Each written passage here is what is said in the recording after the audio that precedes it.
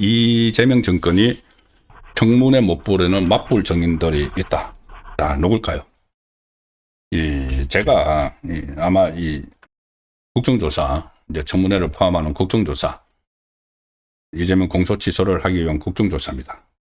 이 제목은 윤석열 정권 정치검찰 조작기소 의혹 사건 진상규명 국정조사 특별위원회. 이 검찰이 기소를 조작을 하고 사건을 만들어냈다는 것을 전제로 해서 이 국정조사를 하기 때문에 여기에 응하면 안 된다는 말들이 국민의힘 안에서 나왔었죠, 계속. 그렇지만 저는 일관되게 그렇다라도 해야 된다. 아무리 기울어진 운동장을 만들고 지금 그렇게 하고 있습니다. 특히 구성도 그렇고 이 정인 참고인 채택에서 일방적으로 이재명에게 유리한 진술을 할 사람들만 막 집어넣고 있죠. 국민의힘에서 진짜 필요한 사람, 필요하다고 생각하는 사람 다 빼버리고. 근데 그렇더라도 국정조사는 해야 된다.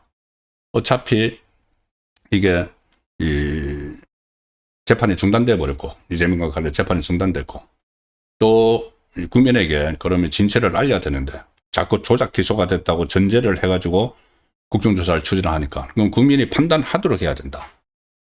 그리고 운동장이 기울어진 상황에서 국정조사가 이루어지면 그것도 국민이 판단한다는 거죠. 과연 이재명이 범죄 혐의가 있느냐, 아니면은 검찰이 기소를 조작했느냐. 만약에 검찰이 기소 조작했으면 그 나름대로 처벌을 받아야죠. 이재명이 진짜 범죄를 저질렀으면은 빨리 재판을 받아야죠. 재판 받아서 법원의 최종 판단을 받아야 되는 거죠. 그래서 국민이 다 판단을 하니까 하자. 그리고 또 하나, 지방선거를 앞두고 이것은 어떻게 보면 국민의힘에서 핵심 이슈로 몰고 가야 되는 부분입니다.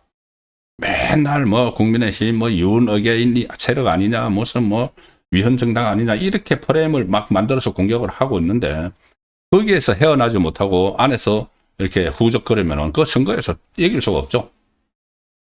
핵심 아젠다를 만들어서 이슈 파이팅을 해야 되는데 가장 좋은 게 저는 이 청문회 국정조사라고 계속 제가 말씀을 드렸습니다. 그런데 지금 기성 언론에서도 이 문제에 좀 포커스를 맞추기 시작을 했습니다.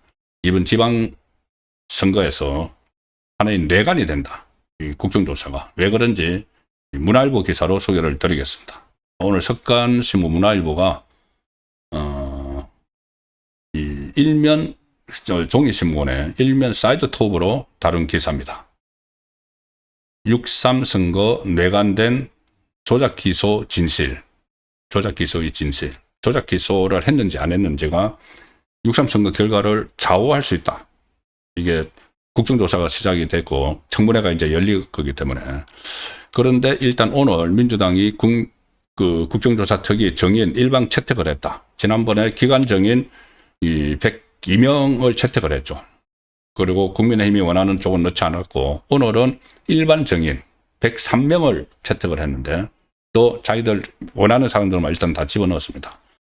국민의힘에서는 이 김현지, 서민석 간첩 무사 안 됐는데 서민석은 김현지는 이제 요구했는데 안 됐고 서민석 이번에 뭐 그 박성준 검사를 겨냥해서 이렇게 뭐 폭로를 하고 있는 사람이죠. 녹음파일. 그때 이하영의 변호사. 그리고 정청래의 법률특보고 지금 그 청주시장 예비후보 민주당. 서민석은 지금 간첩이 된 걸로 나중에 다시 알려지고 있습니다. 그래서 어쨌든 국민의힘이 주장하는 김현지는 안 됐다. 이 이야기고, 일방적인 정인 채택을 오늘 밀어붙였고, 국민의힘은 김현지 대통령 부설 제1부속실장 등 맞불 정인 목록을 내놨지만 관철하지 못했다.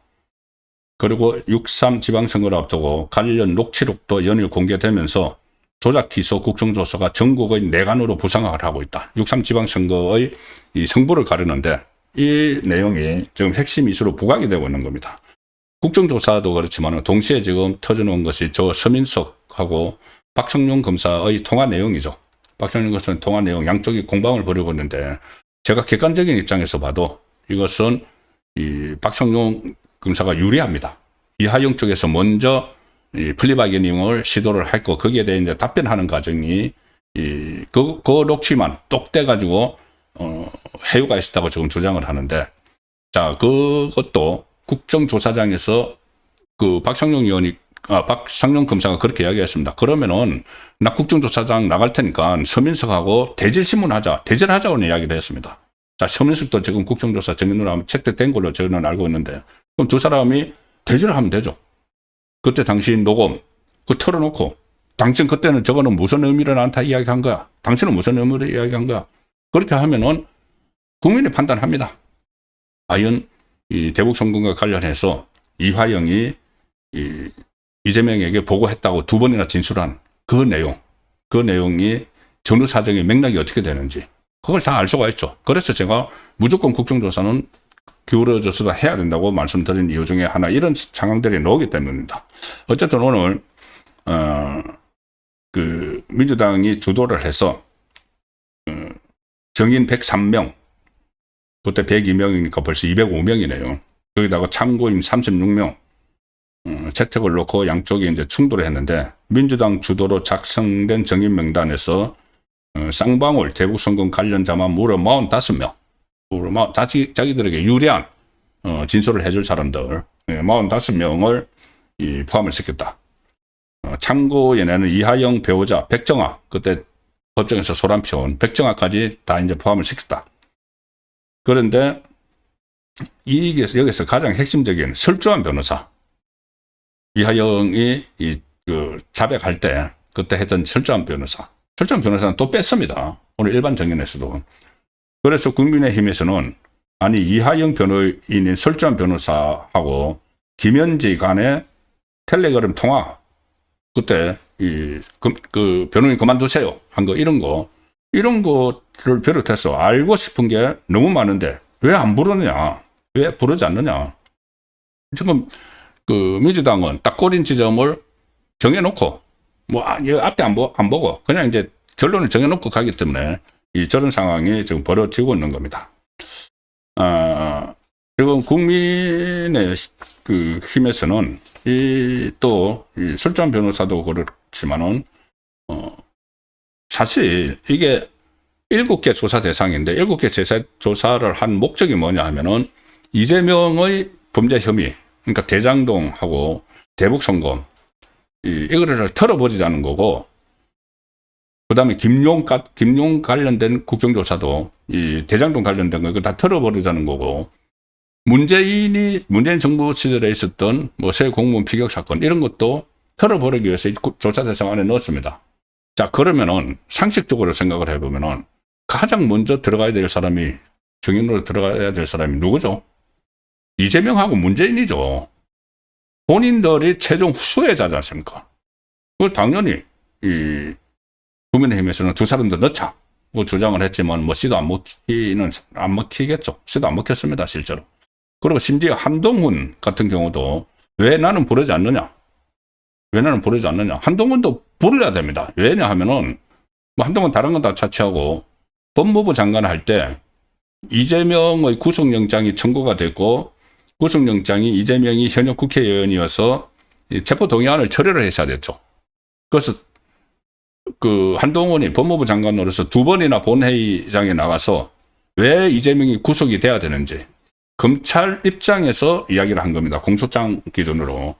그리고 거기서 장시간 설명을 한다고 민주당에서 막 야유하고 비난하고 그런 적이 있었죠. 그러면은 한동훈도 정인을 불려야 되는 게 맞죠. 그래서 한동훈 이야기도 들어봐야죠. 자기가 왜 이재명을 구속시켜야 된다고 이야기를 했는지. 그런데 그런 사람들은 전부 다 빼고 자기들에게 유리한 진술을 해줄 사람들만 하나씩 다 집어넣었다는 겁니다.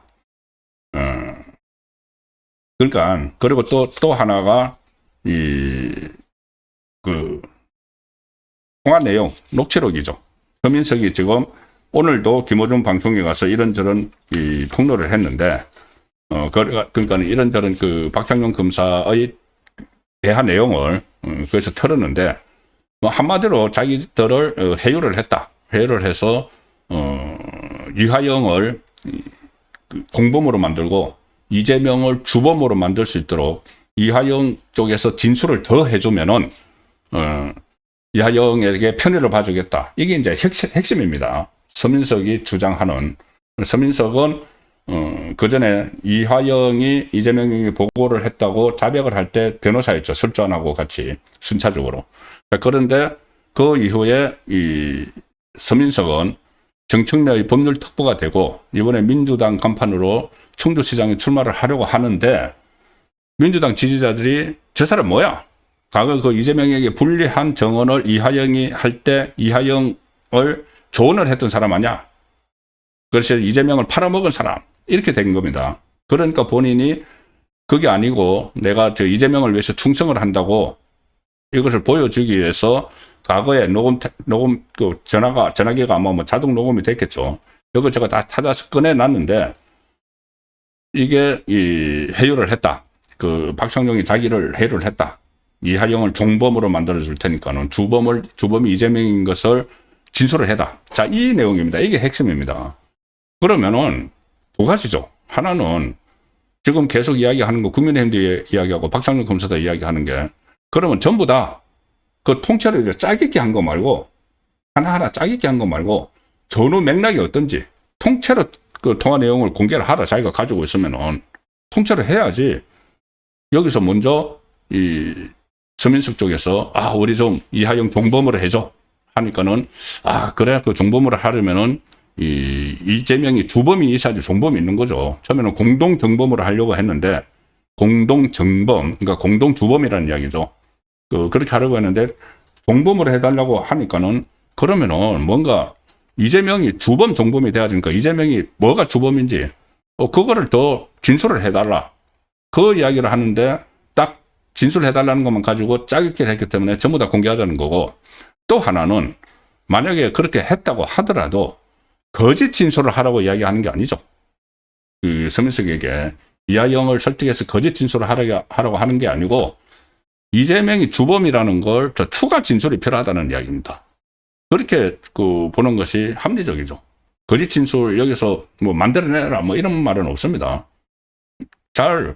이화영이 가령 예를 들어서 대북선거를 보고를 했다. 그럼 보고를 했으면은 그 다음에 어떤 반응을 보였느냐, 이재명이 또 다른 지시를 했느냐, 이런 문제까지 이 진술이 있어야지 주범이 되는 것 아니냐는 이야기를 한 거죠.